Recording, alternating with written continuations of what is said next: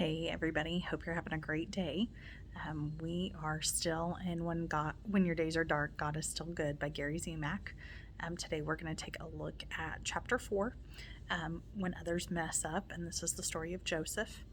I feel like if you've been part of some of our book clubs and different Bible study sessions the past few months, this is a story that has come up quite often, and there's so much to unpack and really learn from. And so what I love the focus on this story is there's so much that is out of Joseph's hands.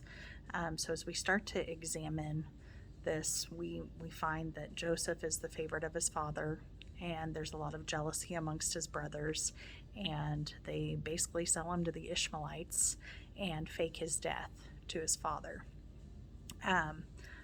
The first thing that comes to mind is, how is this even fair? Like, why does this happen?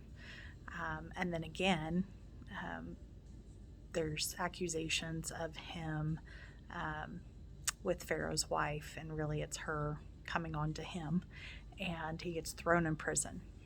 And so we continue to see these really unfair, difficult, trying things that keep happening to Joseph.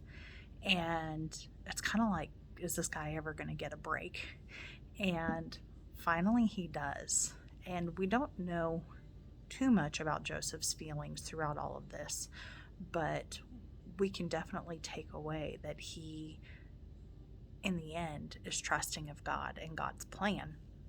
And the fact that he becomes Pharaoh's, right-hand man, he interprets Pharaoh's dreams, he saves Egypt from this massive famine, and saves so many people, including his own family.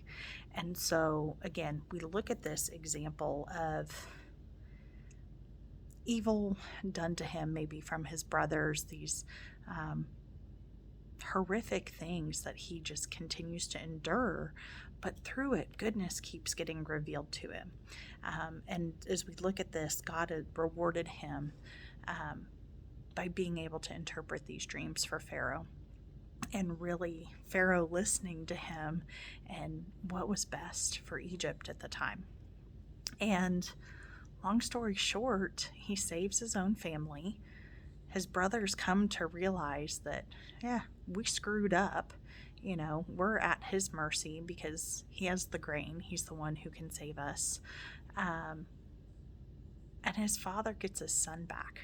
And so there's so much beauty that can stem from this story if we really stop and examine it.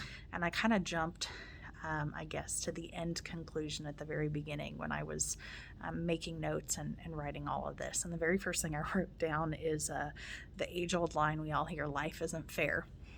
And as we work through this chapter, that's kind of how Gary ends this chapter. Life's not always fair. But what we have to, again, the reoccurring theme, remember, is we have to trust that God's plan is bigger than us. And there are going to be times we're going to struggle with it, and we're going to question it. We're going to be angry about it. We're going to say, why? Which, again, is one of those things Gary's not going to answer for us, because we have to come to that conclusion. We have to search for that. And so what I love, too, about when others mess up, there's so much that's out of our hands. There's so much. So one of the things my grandma always told me is, control what you can control. Nobody can make you angry. Nobody can make you sad. Nobody can make you feel your emotions but you.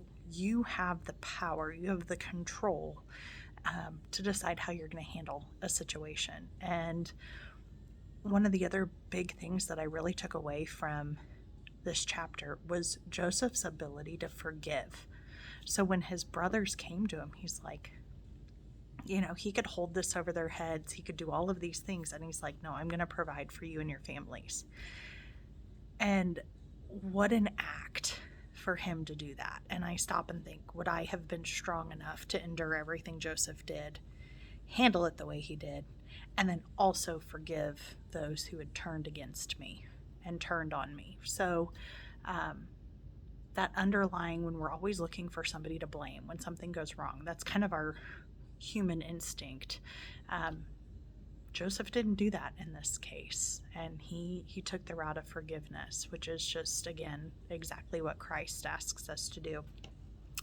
There's a part in here on page 35. I really love what Gary says, so I want to read this to you guys real quick. But he says, unfortunately, the longer our suffering continues, the easier it is to lose hope. That's why the story of Joseph is so important. It teaches us that God's plan for our lives cannot be stopped by the mistakes or evil actions of others. It may take time and it may get ugly, but the Lord's hands aren't tied when one of his creatures messes up. For me, that's good news. No matter how badly someone damages my life by their actions, God's will for my life cannot be thwarted. I still have to get past the fact that my plans may come to a screeching halt or that I'll have to suffer, but I can take comfort in knowing that God can still bring good out of it. It may not always be the good I want, but it's the good that God wants for me. And so I feel like that's a great way to end this chapter and remember that, again, it's not going to be perfect, but it comes back to what God's plan is for me. And so how can I stop and examine where this situation can lead me and the opportunity for the good that could come out of it? So as we wrap up our reflection questions here, the first one is, have you ever suffered major consequences from the actions of another? How did it make you feel, and what did you learn from that experience? Our second question is, try to put yourself in the place of Joseph as he's being transported to Egypt or when he's sitting in a jail cell. What are you thinking about your future and about your brothers? And then the last one, what can you learn about God and the way he operates from the story of Joseph? How can this lesson help you going forward? So, again, a really great opportunity and story to unpack in a completely different way than maybe we've done in the past. So I hope you guys enjoyed chapter 4, and I will be seeing you soon.